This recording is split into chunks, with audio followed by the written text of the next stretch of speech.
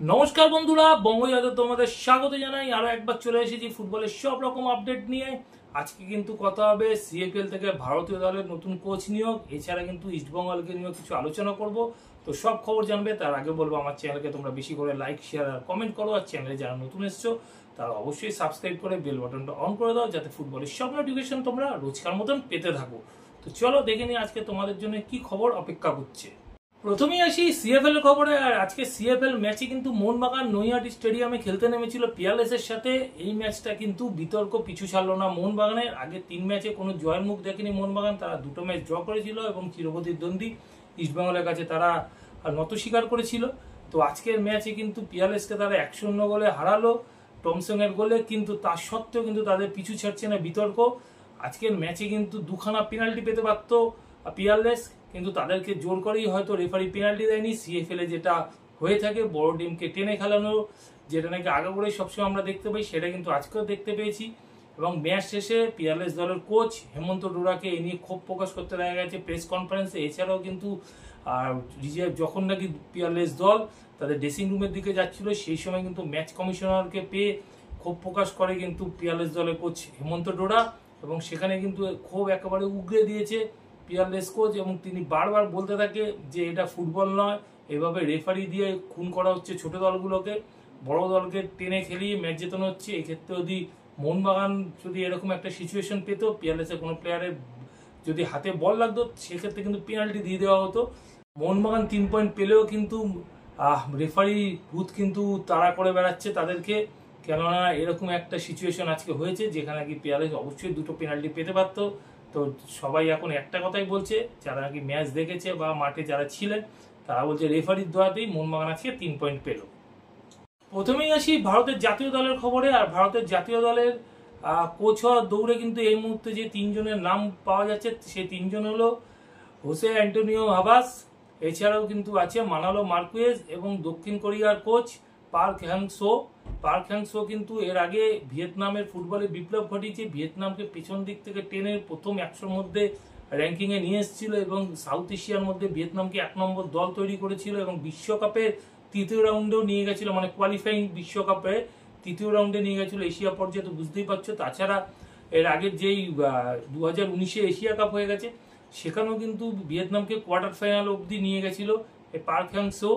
এছাড়াও কিন্তু Jose Antonio Lopez, যে নাকি ভারতীয় ফুটবলকে একেবারে হাতের তালুর মতন চেনে। এছাড়াও মানালো মার্কুয়েজ, এফসি গোয়ার কোচ, তিনিও ভারতের ফুটবলকে একদম হাতের মতো তালুর মতন চেনে। তো এই দুজনেরও নাম যেমন দৌড়েছে, তার সাথে কিন্তু পার্ক হ্যাং সেওকে নামও আছে। তো এআইএফএ এখন চাইছে যে এই কোচেদের পেছনে খুব বেশি টাকা খরচা না করতে, কমের মধ্যে খরচা করে জাতীয় দলে একজন কোচকে আনতে চাইছে। তো যার ফলে এই 3 জন কোচের কিন্তু নাম এই মুহূর্তে ঘোরাফেরা করছে ভারতের ফুটবল মহলে। তো এখন দেখা যাক এই যে এই 3 জনের মধ্যে থেকে কেউ কোচ হয় না আগামী দিনে অন্য কাউকে ভারতের জাতীয় দলে কোচ করে এআইএফএফ, সেটা আর কয়েকদিনের মধ্যে কিন্তু পরিষ্কার হয়ে যাবে।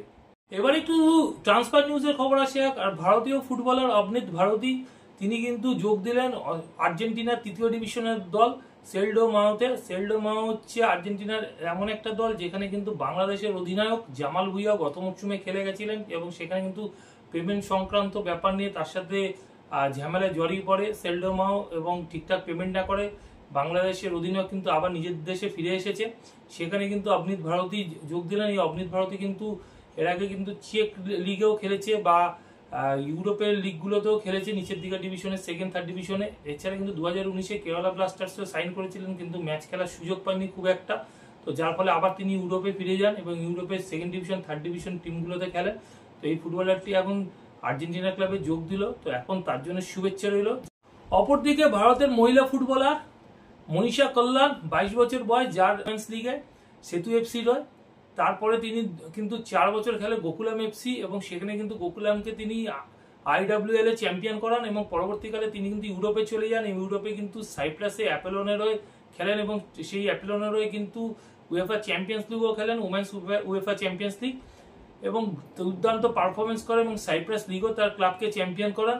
এবং তিনি কিন্তু এই মরশুমে চলে আসছে গ্রিসের নামি ক্লাব পাওক এফসিতে।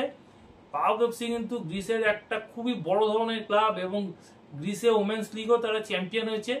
তো এত বড় একটা ক্লাবে সাইন করা কিন্তু ভারতীয় ফুটবলের যে কোনো ফুটবলারের কাছে একটা অনন্য নজির। তো ভারতীয় মহিলা ফুটবলার মনীষা কল্যাণ এত বড় একটা ক্লাবে সই করার জন্য তার প্রতি কিন্তু অনেক শুভেচ্ছা রইল আগামী দিনের জন্য। চার্চিল ব্রাদার্সের সেন্টার ব্যাকের ফুটবলার 6 ফুট 3 ইঞ্চি 25 বছর বয়সী চণ্ডীগড়ের ছেলে নিশ্চল চন্দনকে সাইন করিয়ে নিল জামশেদপুর এফসি। গত আই লিগে কিন্তু দুর্দান্ত ফুটবল খেলেছিলেন এবং খালিদ জামিলের গুড বুকে উঠে এসেছিলেন, সেই জন্য কিন্তু খালিদ জামিলের চয়েসেই জামশেদপুর এফসি নিশ্চল চন্দনকে নিজেদের দলে সাইন করিয়ে নিল। অপরদিকে কেরালা ব্লাস্টার্স এক সার্বিয়ান সেন্টার ব্যাকের সাথে কিন্তু নিজেদের কন্ট্রাক্ট পাকা করে নিয়েছে, তার নাম হচ্ছে মিলন বার্জানিন। এই মিলন বার্জানিন কিন্তু এর আগে সার্বিয়ান টপ ডিভিশন লিগের ক্লাবে খেলতেন এবং তিনি কিন্তু খুব তাড়াতাড়ি কেরালা ব্লাস্টার্স দলের সাথে যোগ দেবেন এবং যা শোনা যাচ্ছে ডুরান্ড কাপে কিন্তু তিনি কেরালা ব্লাস্টার্স দলের হয়ে খেলবেন। মোহনবাগান সুপার জায়ান্ট কিন্তু ফাইনাল করে নিয়েছে গ্রেগ স্টুয়ার্টকে। আসন্ন মরশুমে আমরা মোহনবাগান সুপার জায়ান্টের জার্সি গায়ে গ্রেগ স্টুয়ার্টকে খেলতে দেখব। গত মরশুমে মুম্বাই সিটি এফসিতে ছিলেন, তারপরে তিনি কিন্তু চলে গেছিলেন স্কটিশ লিগ খেলতে রেঞ্জার্সে, গ্লাসগো রেঞ্জার্স। সেখান থেকে কিন্তু আবার তিনি আসছেন মোহনবাগান সুপার জায়ান্টে। তবে আমাকে মনে কিন্তু একটা প্রশ্ন চিহ্ন জেগেছে যে মোহনবাগান সুপার জায়ান্ট গ্রেগ স্টুয়ার্টকে সাইন করানোর পর তারা কি আদৌ এসিএল নিয়ে খুব একটা চিন্তা ভাবনা করছে, না তাদের কোনো টার্গেটের মধ্যে এসিএল কে রেখেছে। মুখে যতই বলুক যে এসিএল তাদের টার্গেট, কিন্তু এখনো পর্যন্ত বিদেশি যা সাইনিং হচ্ছে তাদেরকে মোহনবাগান সুপার জায়ান্টকে কখনোই মনে হচ্ছে না যে তারা এসিএল কে টার্গেট করেছে। ভারতীয় ফুটবল সার্কিটের জন্য এই সাইনটা ঠিক আছে, ISL, Durand cup, super cup এইসবের জন্য, কিন্তু এসিএল এর জন্য এই সাইন ঠিক নেই। এই কারণে গ্রেগ স্টুয়ার্টের বয়স 34, টম অল্টারের বয়স 33, এছাড়া পেত্রাতোসও 30-এর উপর, ম্যাকলেনেরও 30 হয়ে গেছে। তো এই ধরনের বয়সের ফুটবলারদেরকে নিয়ে এএফসিতে কতটা ভালো রেজাল্ট করা যাবে, যেখানে নাকি সৌদির ক্লাব থাকবে, বাহারিন, ওমান, মিডিল ইস্টের টিমগুলো থাকবে, তো তাদের মাঝখানে কতটা ভালো রেজাল্ট এদেরকে নিয়ে করা যাবে সেটা নিয়ে কিন্তু একটা সন্ধিয়ান থেকেই যাচ্ছে। তবে আমার মনে হয় না মোহনবাগান সুপার জায়ান্ট এসিএল কে আগামী দিনে টার্গেট করবে। তারা ভারতীয় ফুটবলে আইএসএল, সুপার কাপ এই ধরনের টুর্নামেন্টগুলোকে টার্গেট করেই কিন্তু টিম করতে চলেছে। আজ ভোরেই ইস্টবেঙ্গল সমর্থকদের জন্য খুশির খবর অপেক্ষা করছিল।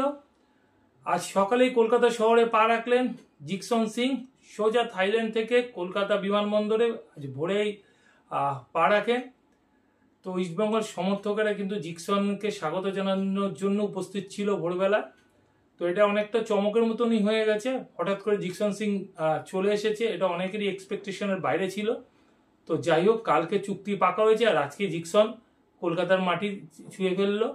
তো আজ এই জিকসন সোজা বিমানবন্দর থেকে ইস্টবেঙ্গল টিম হোটেলে পৌঁছে যায় এবং তারপরে আজকে জিকসনের কলকাতার এক বেসরকারি হসপিটালে মেডিকেল টেস্ট হয়। আগামীকাল থেকে জিকসন সিং ইস্টবেঙ্গল দলের সাথে প্র্যাকটিসে জয়েন করবে। আর সবশেষে একটু এবারে ইস্টবেঙ্গলকে নিয়ে কথা বলি। ইস্টবেঙ্গল কিন্তু আসন্ন মৌসুমের জন্য নিজের দল প্রায় গুছিয়েই ফেলেছে, হয়তো আর একটা দুটো পজিশন একটু মেরামত করা বাকি। তাছাড়া কিন্তু ইস্টবেঙ্গল দারুণ একটা টিম তৈরি করেছে। গত 3-4টে মৌসুমে ইস্টবেঙ্গলের সব থেকে যে জায়গাটা উইকনেস ছিল সেটা হচ্ছে ইস্টবেঙ্গলের ব্যাকআপ পজিশন বা রিজার্ভ বেঞ্চ। সেখানে কোনো ভালো প্লেয়ার ইঞ্জুরি হয়ে গেলে বা কাট সমস্যা হলে তার সাবস্টিটিউট হিসেবে ইস্টবেঙ্গল কিন্তু ভালো প্লেয়ার পাওয়া যেত না। এই মৌসুমে কিন্তু গোল লাইন থেকে শুরু করে ফরওয়ার্ড লাইন প্রতিটা পজিশনে ব্যাকআপ ফুটবলার নেওয়া হয়েছে। যেমন গোল লাইনে প্রফসুকান গিলের সাবস্টিটিউট হিসেবে দেবজিৎ মজুমদারকে রাখা হয়েছে, তেমন কিন্তু ডিফেন্সে গুরসিমাতের সাথে চুনমুঙ্গা থাকায় ডিফেন্স লাইন তো ভালো হয়েছে। তার সাথে ইজাজি মায়ের এবং এর সাথে যদি আনোয়ার দলের সাথে যোগ দেয় তাহলে তো সোনায় সোহাগা। দুটো যে সাইড ব্যাক পজিশন আছে রাইট এবং লেফট, সেখানে যেমন রাকিব নিশু কুমার আছে, তার সাথে কিন্তু ইস্টবেঙ্গল মার্কজোতন পুইয়া এবং হীরামণ্ডলকেও আসন্ন মৌসুমে পেয়ে যাবে। হীরামণ্ডল এখন অব্দি যা পারফরমেন্স তাতে যথেষ্ট ইতিবাচক তার পারফরমেন্স। এছাড়া দুই বঙ্গ সন্তান সঞ্জীব ঘোষ এবং মনতোষ চাকলাদার, এই দুই পারফরমেন্স কিন্তু এই দুই বঙ্গ সন্তানের এই সিএফএল এ কিন্তু দুর্দান্ত। তো কোচের যদি গুডবুকে চলে আসতে পারে, এদেরকেও ব্যাকআপ হিসেবে আইএসএল এ কিন্তু খেলাতে পারে ইস্টবেঙ্গল কোচ। এছাড়া মিডফিল্ড লাইন নিয়ে যদি আমরা একটু কথা বলি, তো ভারতের অন্যতম সেরা মিডফিল্ড লাইন কিন্তু তৈরি করেছে ইস্টবেঙ্গল, যেখানে সোহেল ক্রেসপো, মাদি তালাল, জিকসন সিং, সৌভিক চক্রবর্তীরা আছে এবং এদের সাথে কিন্তু আমার যেটা মনে হয় ব্যক্তিগতভাবে আইএসএল এ কিন্তু নাসিব রহমানও চলে আসবে। তার যা পারফরমেন্স এখন অব্দি সিএফএল এ, তো তার পারফরমেন্সের ধরন দেখে বোঝা যাচ্ছে নাসিব রহমানও চলে আসবে।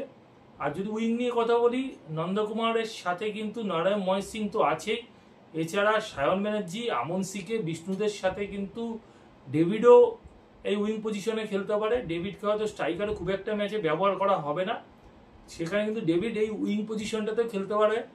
আর স্ট্রাইকার লাইনটা তো ইস্টবেঙ্গলের এবছর সোনায় সোহাগা হয়ে আছে। অনেক মৌসুম পর ইস্টবেঙ্গল কিন্তু একটা ভালো ফরওয়ার্ড লাইন তৈরি করেছে, যেখানে নাকি দিয়ামন্তেকস আর সাথে ক্লেইটন সিলভা, জেসিন টিকেরা তো আছে। এছাড়া ডেভিডকে এমন উইংও খেলাতে পারবে, তেমন কিন্তু স্ট্রাইকারও খেলাতে পারবে। অন্তত 4খানা ফরওয়ার্ড বলার মতন আছে, যেখানে নাকি টেস্ট করা যেতে পারে। এছাড়া ইস্টবেঙ্গল কিন্তু যদি সিএফএল এর প্লেয়ারটা খুব একটা বেশি ম্যাচ খেলেনি বা কম ম্যাচ টাইম পাচ্ছে, সুব্রত মুর্মু খুব একজন ভালো ফুটবলার, সে যদি সিএফএল এর একটু ভালো পারফরমেন্স করে তাহলে আশা করা যায় কিন্তু কার্লোস কোয়াদ্রাদের গুড বুকে এই ফুটবলারটি উঠে আসতে পারে আইএসএল এর জন্য। তো এখন একটাই বলার যে ইস্টবেঙ্গল কিন্তু গত কয়েকটা মরশুম পর ইস্টবেঙ্গল কিন্তু এবছর নিজেদের প্রথম 11টাও যেমন একটা শক্তিশালী দল তৈরি করছে, রিজার্ভ বেঞ্চটাও কিন্তু নিজেদের শক্তিশালী করার চেষ্টা চালাচ্ছে এবং আগের 3-4টে মরশুম পর যথেষ্ট ভালো একটা নিজেদের রিজার্ভ বেঞ্চ তৈরি করতে পেরেছে ইস্টবেঙ্গল ক্লাব। এবং এখন অব্দি যা ইস্টবেঙ্গল টিম দল গঠন করেছে তাতে কিন্তু ইস্টবেঙ্গল যে কোনো ট্রফিতে চ্যাম্পিয়ন হওয়ার দাবিদার, এটা বলা যেতেই পারে। তো এখনকার মতন খবর এইটুকু। নতুন খবর নিয়ে আবার তোমাদের কাছে হাজির হবো পরের ভিডিওতে। এই ভিডিও যারা মিস করে গেছে তাদের কিন্তু ডেসক্রিপশন বক্সে তাদের জন্য লিঙ্ক দেওয়া থাকবে, তোমরা লিঙ্ক ক্লিক করে আগের ভিডিও দেখে নিতে পারবে। এখনকার মতন গুড বাই।